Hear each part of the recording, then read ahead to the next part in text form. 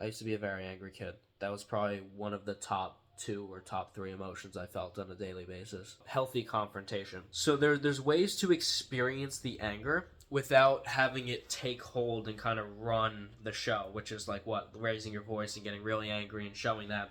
And it can be more of like, okay, I feel angry, and I bring things up in a calm manner, such as, hey, this thing that you did the other day really pissed me off. This thing you did just didn't sit right with me, right? And you can kind of express it without yelling. And so what it does is it gives you and them an opportunity to engage in a productive conversation around the way that you feel without getting into a screaming argument. If you've been dealing with the anger as much as it sounds like you are, you probably realize that once the anger takes hold, there's no productive conversation anymore. It's like it's screaming, it's getting angry, and it's going back and forth, and there's not really anything being resolved. Eventually it may get resolved, but it takes a little while, and it takes a lot of pressure to be able to do that, whereas if you go in with a calm space, you invite the other person to come in calmly as well. Whether they choose to stay calm is a reflection of them. That's not up to you. But you can at least invite them to do so. What this does is allow you to realize that you can experience, because,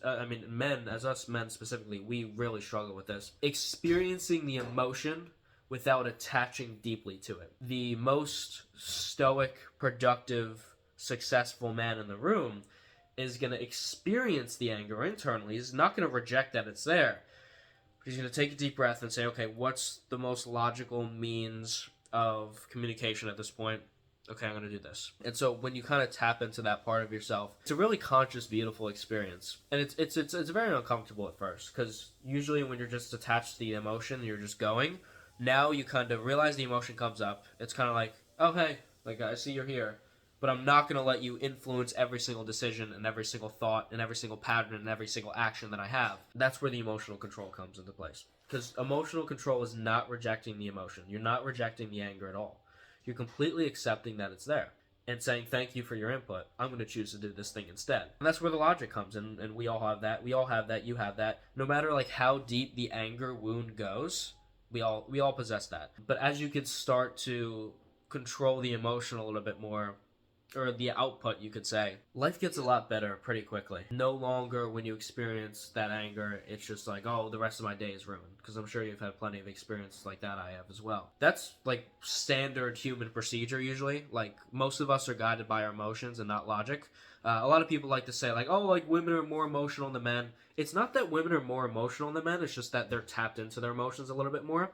Us as men, we oftentimes reject the emotion that comes up. Sometimes we think hiding them does us good, and it doesn't. It plummets us deeper into misery. It allows us to reject ourselves further, reject our relationships, self-sabotage, and it's just a whole... You could just go through the page in the playbook of how much this just ruins our experience. Because you can only bury emotions for so long until you break down.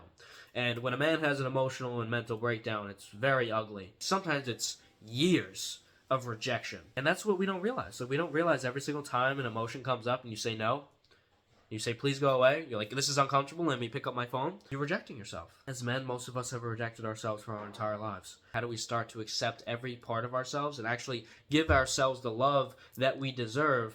Because we have a very... As human beings and as men, we have a very light and we have a very dark nature.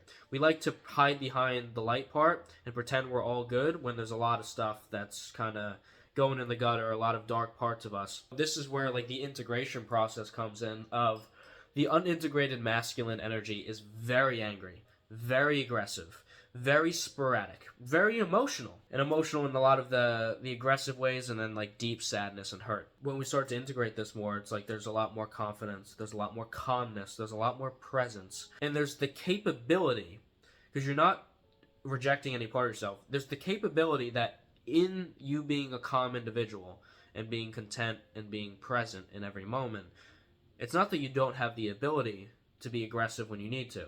Doesn't mean you can't be angry. It just means that you're aware of all these parts of yourself, and we've fully internalized and realized, hey, it serves my life better when on a day-to-day basis I'm more content and I'm more calm and I'm more present than I am just, okay, this is going wrong, and oh, okay, I gotta deal with that, and this guy's a fucking asshole, let me go punch him in the face. It's like, does that really serve you?